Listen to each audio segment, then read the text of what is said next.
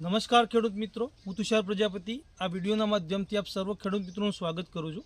ખેડૂત મિત્રો, આજે આપણે પાટણ જિલ્લાની અંદર સિદ્ધપુર તાલુકાની અંદર જે નાગવાસા ગામ છે ત્યાં આપણે પપૈયાના ફિલ્ડની અંદર ફિલ્ડ વિઝિટમાં આવ્યા છે। તો આ ફિલ્ડ વિઝિટની અંદર આપણે પપૈયાના ફિલ્ડની અંદર જોઈ રહ્યા છે કે અત્યારે પુષ્કળ પ્રમાણની અંદર પપૈયાનું સેટિંગ સારું આવી ગયું છે।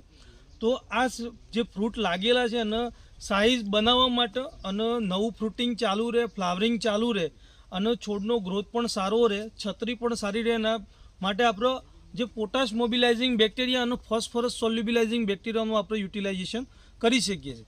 આના માટે આપણે ઘણા બધા કેમિકલ્સ ખાતરનું પણ યુટિલાઇઝેશન આપણે કરતા હોઈએ છીએ, પણ ખેડૂત મિત્રો જો પોટાશ મોબિલાઇઝિંગ અને ફોસ્ફરસ સોલ્યુબિલાઇઝિંગ બેક્ટેરિયાનું યુટિલાઇઝેશન આપણે કરીએ છીએ તો જમીનની અંદર જે અલભ્ય સ્વરૂપની અંદર ફોસ્ફરસ પડ્યું છે એનું યુટિલાઇઝેશન આપણે આની અંદર વધારી શકીએ છીએ। પોટાશની જે ગતિ સ્લો છે એ ફાસ્ટ કરી શકીએ છીએ, કારણ કે ખબર છે કે ફોસ્ફરસ જે તત્વ છે એ છોડના વિકાસ, ફ્લાવરિંગ માટે બહુ મહત્ત્વનો રોલ ભજવે છે। જે રીતે છોડનો વિકાસના રોલની અંદર પણ મહત્ત્વનો રોલ ફોસ્ફરસ ભજવતું હોય છે। એવી જ રીતે પોટાશની વાત કરીએ તો પોટાશ જે છે એ છોડની રોગપ્રતિકારક શક્તિ વધારતું હોય છે, ફ્રૂટની સાઇઝ બનાવવાની અંદર આપણને મદદ કરતું હોય છે, એની શાઇનિંગ અને ક્વોલિટી માટે પણ મદદ કરતું હોય છે।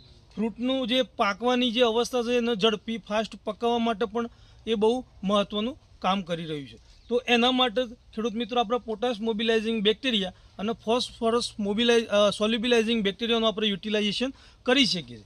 જેવું કે આઈપીએલ બાયોલોજિકલ કંપનીનું ફોસ્ફેસિયા કરીને આવે છે એચડી ફોર્મની અંદર, એનું યુટિલાઇઝેશન કરી શકીએ છીએ જે ફોસ્ફરસની ઉપલબ્ધિ માટે કામ કરે છે।